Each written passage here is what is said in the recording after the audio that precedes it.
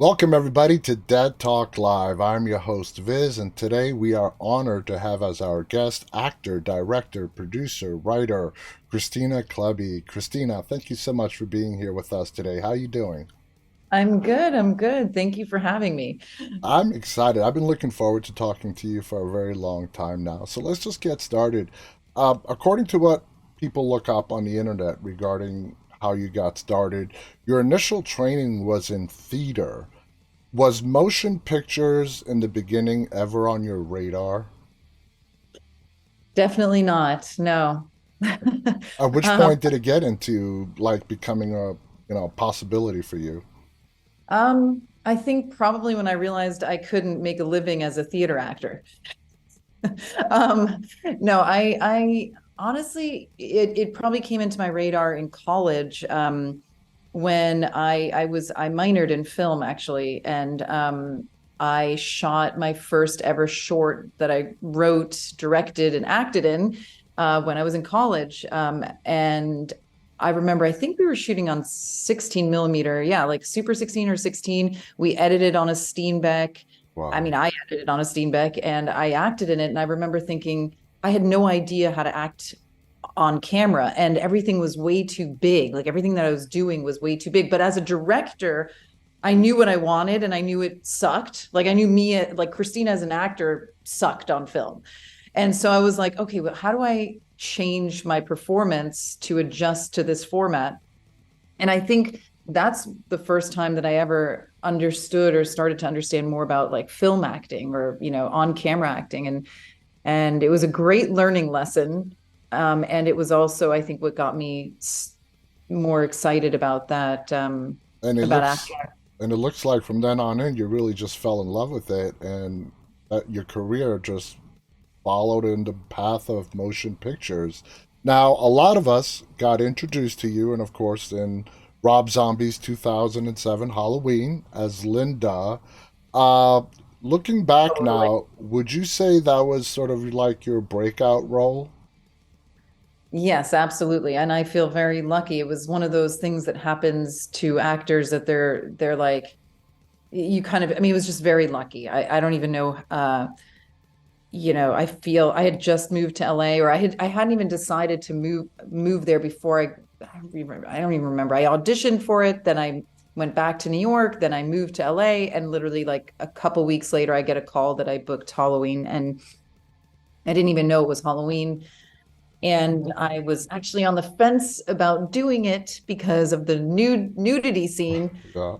And I called a couple of friends who knew a lot more in the business than I did at the time.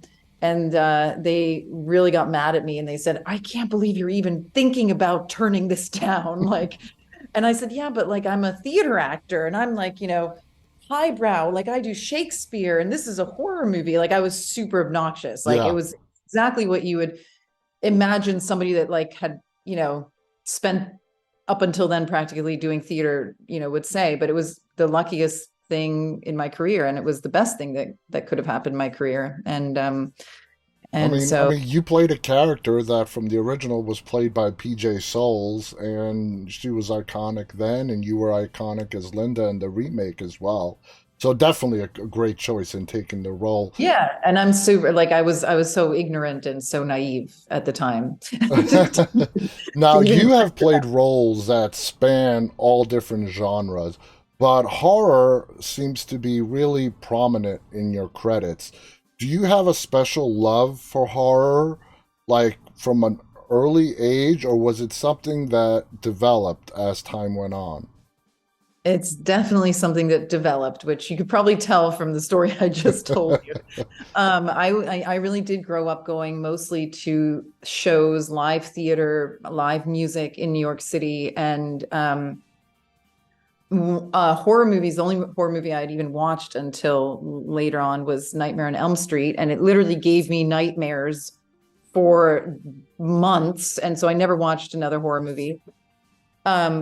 But I always, when I did start watching more movies, gravitated more towards like human horror, like real Yeah. people horror. So like, One Flew Over the Cuckoo's Nest is a horror movie, in my Hmm. opinion.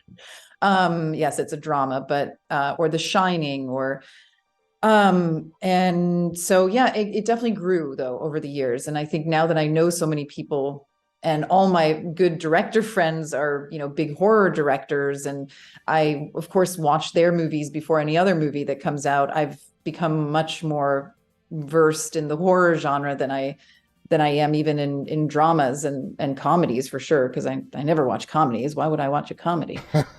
And I'm sure you've learned by now that horror fans are just very loyal, loving, supportive fans out there. Some of the best. Yes. Now, They're the one of best. the more recent films that you've done was Two Witches, directed by Yeah. Pierre Tsagarides.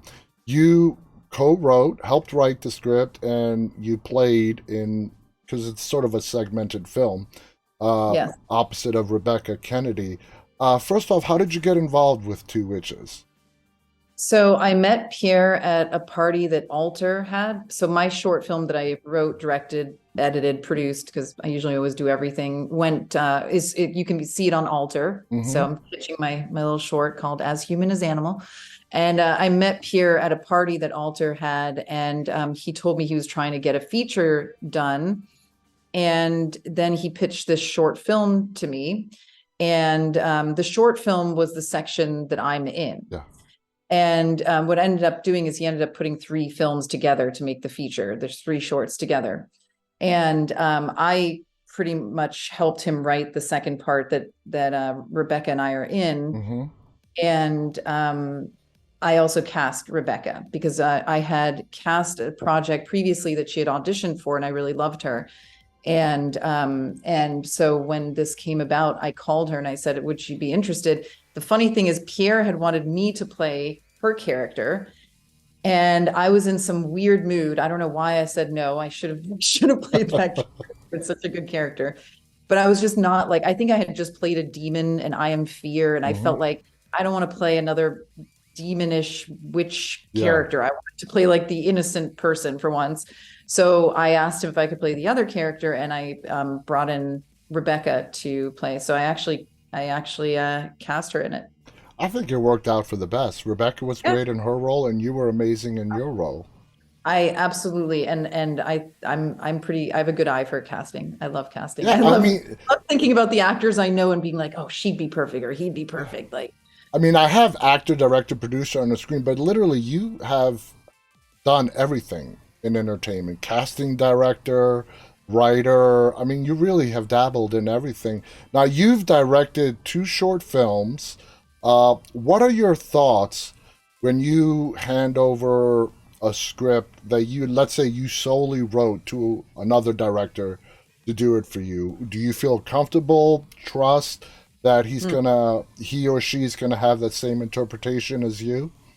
that's such a good question. I'm actually dealing with this right now with a very good friend, Zach Parker, who directed me in Proxy. We're co-writing a script together, and he's directing it. But I pitched it to him to direct because I'm playing the lead in it, and I didn't want to Yeah. direct and play the lead. And I really want him to direct again because he's such a great director. And now I am like, of course, you go through it and you think, well, shoot, like the vision that I have, even though we're co-writing it, the vision I have for this movie, is that the vision that he's going to have as the director? Yeah. What's the end product going to look like? And it is nerve-wracking a little bit. I think for most writers, we like to direct our own material. Yeah. But obviously that's not always possible. So you kind of hope and pray. It's all Hope and about pray it turns out to be what you want. exactly letting go and trusting. Tell us what makes independent films really special for you. I think, what's so frustrating sometimes in Hollywood is it's like politics. It's the Right. bureaucracy. It's the freaking like the red tape everywhere, and it's like you have to go through this person to go through that person. Like this just happened to my boyfriend that he auditioned for an ultra low budget film, which actually this shouldn't even happen on an ultra low budget, but whatever. And he wanted to send in another take because he didn't like his audition. And so he contacted the director, and I guess the casting director got angry that he had contacted the director. It's all like it's Yeah, all ego. yeah, It's egos. I everything. Then know. again, we're all artists, so we all have egos, and we always have to, you always check your ego at the door, Exactly. because somebody else definitely has a better idea. You just have to know like how to listen, collaborate. That's what I love about indie films usually is it's a collaboration and it's teamwork, and you don't have to go through all the red tape and the kind of, you Yeah, know, and the situation you just mentioned is very prevalent in major studios. Everything is done by committee. One yeah. committee gets passed down to another committee and on and on. Not as much in independent films, depending on the budget. If you're dealing in six figures, once you get into seven figures, it gets a little bit more dicier. But in independent films, I've always say innovation is it's it's bred by necessity. You only have a certain amount of money, and you got to Mhm. make it work. And I think that breeds some of the most creative work that we've seen on the screen. Uh, Changing Absolutely. topics a little bit, COVID changed the industry 3 years ago. Inevitably, it was going to happen, but COVID sort of rushed it. In your opinion, are independent films in a better or worse position now than they were 5 years ago before COVID? Mm. This is going to be, in my opinion, it's worse because people are not buying anything.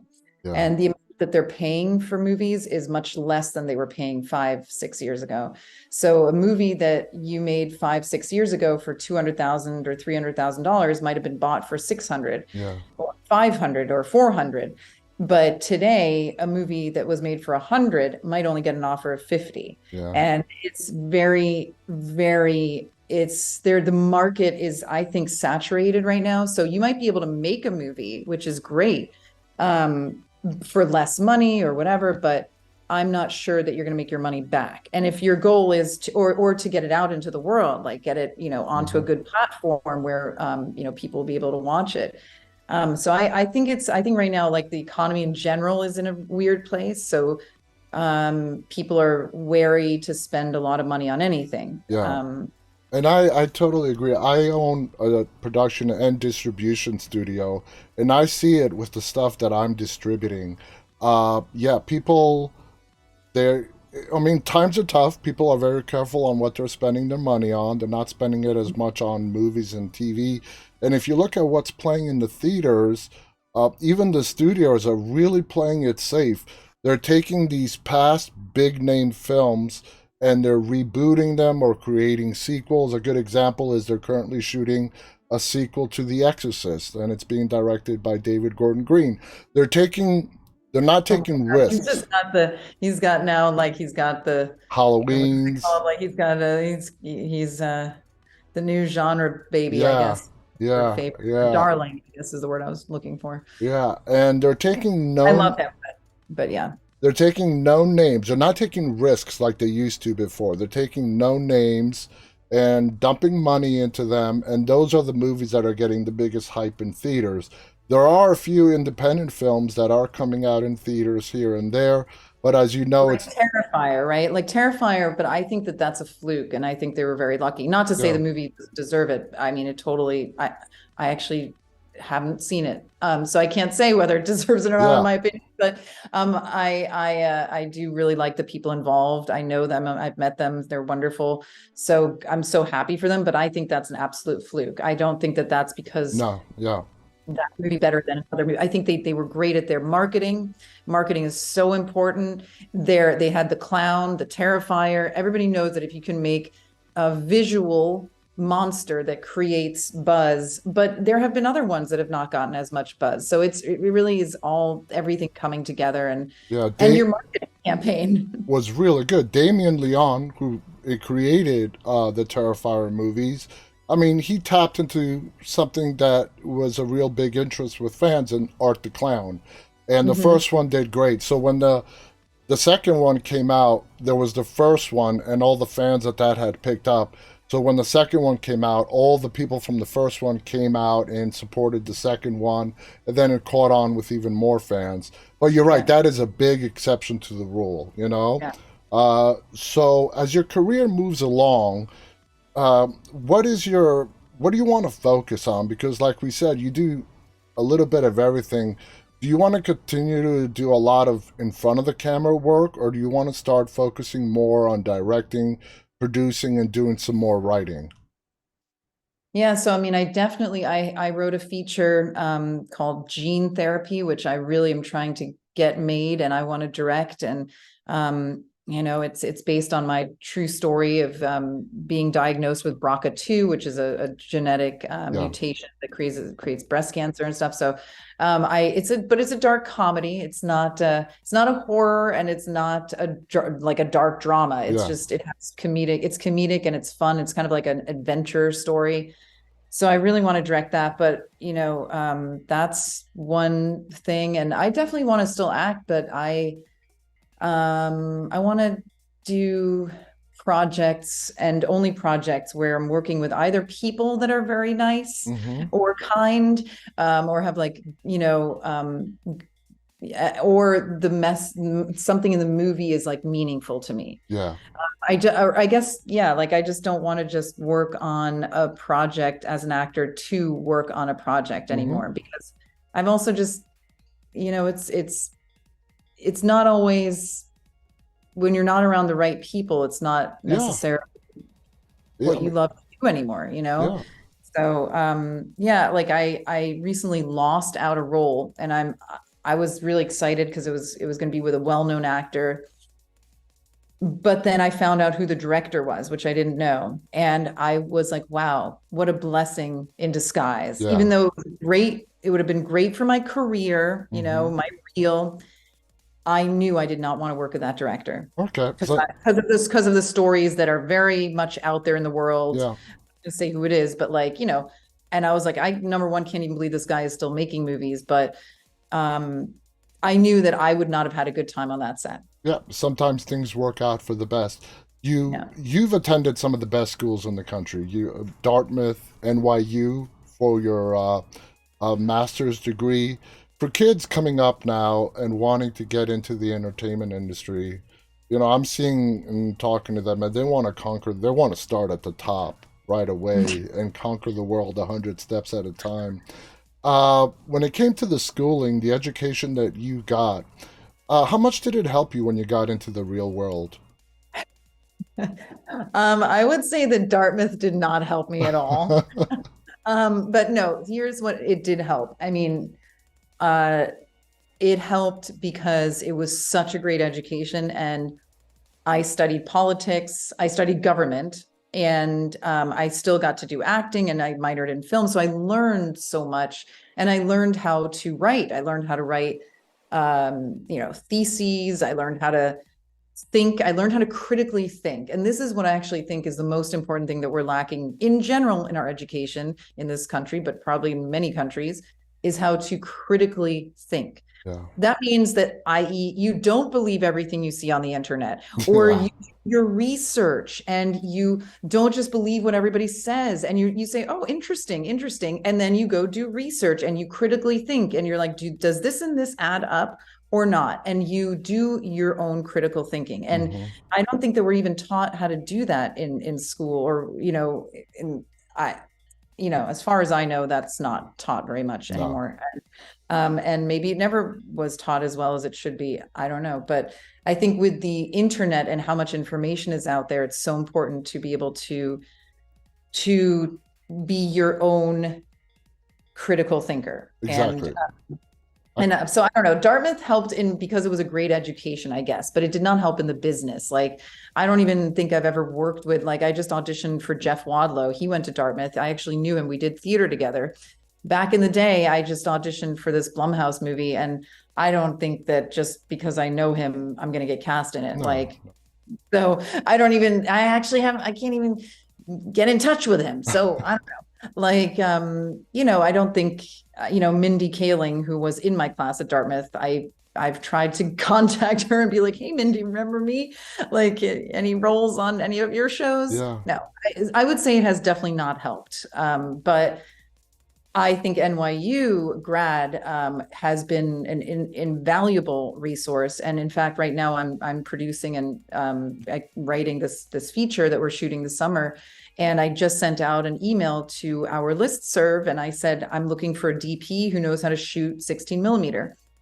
And I didn't even think I would get this many responses of such talented DPs. And I was just like, wow, like even if one of these works out, Yeah. it's just, you know, so it is a resource. And obviously, yeah, I What? mean, Why obviously, are you? Just a question. Why are you shooting it in 16 millimeter? good question. Yeah. It's, I mean. Uh, because Zach had acquired a 16 millimeter camera and before I approached him with this idea. And he was really dying to shoot something on it. And I actually I've shot on film. I started, as I told you, on Hmm. 16 and edited on a Steenbeck, and I love film. We both really want to shoot a movie on film. However, there are some things that we do need to think about, and but we're shooting it on film, and we are excited because it's just we want to go back to this kind of like this old school style, and Retro, vintage, and it's funny because that has been prevalent a lot recently in what in the way people are coming out, especially with independent films. They're not shot on 16 millimeter; they're shot on digital. But what they're doing is in post production, they're adding the vintage look, like it was shot in the 1980s with a camcorder, and they're Mhm. doing that on purpose. I'm not a big fan of that because I've lived through the 80s. No, you can never make it look like Yeah, it. I think you either have to shoot on the original format or shoot it in, you know, in what we have yeah. today. You know, I don't know about these post filters. There is one way to do it. I think that's really makes it look like film, but I don't know. If you're gonna really go all in, then go all in. Do what you're doing. Do it in 16 millimeter, and it has to be an SD. Don't put it on Yeah. a big HD screen. Now you've done a lot of voiceover work. In fact, you have a game coming out this year, a Texas Chainsaw game coming out this later on this year. Does doing voice acting require a different mindset for you as opposed to being on camera? Oh yeah, absolutely. And I think I love it even more actually. I love voiceover acting and work because I built myself a booth over the pandemic. I wanted to make sure that the work I did sounded as good as possible from home. I'm not there now, but obviously, but I love it. Like I go into the booth and I just feel so free and liberated. Like I don't care what I look like.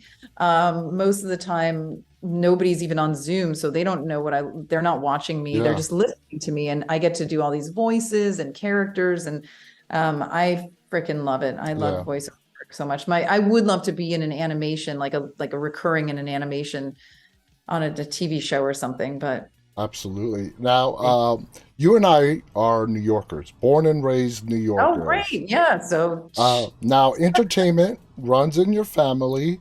Uh, how did growing up in the city, having entertainment in your family, how did that impact you choosing your career path going way back, you know? And what kind of an impact did it have growing up? yeah. So I think I definitely was impacted by, so my dad was friends with Marion Ramsey, who unfortunately passed away during the pandemic. She was in the Police Academy Yeah, movies. And so she would come over, she like held me as a baby. And I remember her so clearly being so funny and like being such an influence. I just looked up to her. And then my uncle as well was a well-known actor in Germany. And I remember we would go to restaurants with him and people would be like, "Oh my God, can I get your autograph?" And I just thought he was so cool. Like I yeah, didn't want to be somebody that people asked for my autograph, but I just looked up to him. And and I think that yeah, they influenced me just being around a lot of theater growing up. I also, I don't know, I just always had it in my bones almost. yeah. Like I wanted to be on stage. I always wanted to be on stage. Whenever like the school play was happening, I was like, I want to have the biggest part with the most lines. Like, you know, I mean, I loved It's being in on your stage. blood. Yeah, it's in your blood. So Before I let you go, I have one final question. Every actor has roles that are special to them as they move along in their career. If you had to pick one or two, what are some of the special roles for you that you've played? I mean, I couldn't not say Linda in Halloween because that was just such an iconic role and it was such a great shoot. And I feel it's going to be with me forever. And Mm-hmm. I love Halloween. I love Linda.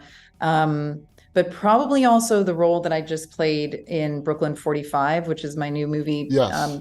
out on Shudder this summer. Yeah. Hildy is a very meaningful character because I was able to play a German character in America in the 1940s who is suspected of being a Nazi and just because she has an accent. Mm. Um, and now, again, this was post World War II. So, of course, people were like, you Nazi, of Yeah. course, you horrible person. But she had moved to New York in the 1930s, and people are still calling her Nazi. And she's like, I don't have anything to do with this war. And I think just the idea that because even me growing up without an accent, I was called a Nazi if people once people found out that I was German or had German parents, Yeah.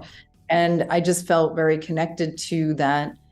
And I always understood the anger against Germans, of course. I mean, what we did was an atrocity, or I shouldn't say we, because I didn't have to do No. with it, No. but you have to know your history to not repeat history. And but it was still hard being called something that is so evil when as a child or as a young adult, when you had Yeah. nothing to do with it and your parents were not Nazis and even your grandparents were not Nazis. So, I mean, question because my grandparents they had to be a part of the Yeah. I know. Nazi Yeah. I know. party, but they were not they both died. One died on the front in Russia. They were just soldiers, they Yeah. weren't freaking, They didn't have SS much of a officers. choice. So So Brooklyn 45. IMDb has it listed as already out. You said it's coming out this summer? yeah, it's coming out. It was premiered at South by Southwest, and Mm-hmm. it's coming out this summer on Shudder. Yeah. Awesome. Make sure to check that out, guys. Christina, thank you so much. I can't believe we ran almost to 30 minutes. It's been a Oh, great! This treat. was so much. You had so many great questions. Well, thank you. Thank you so much. And this has been a great interview. I want to thank you. I want to thank our audience, those of you who are tuning in live, and the majority of you who'll be watching this later on. Again, our guest, Kristina Klebe. Uh, a lot of you know her as Linda from Halloween, Rob Zombie's Halloween 2007. Christina, thank you. On behalf of Christina and myself, stay safe and stay walking. Bye, everybody. Bye.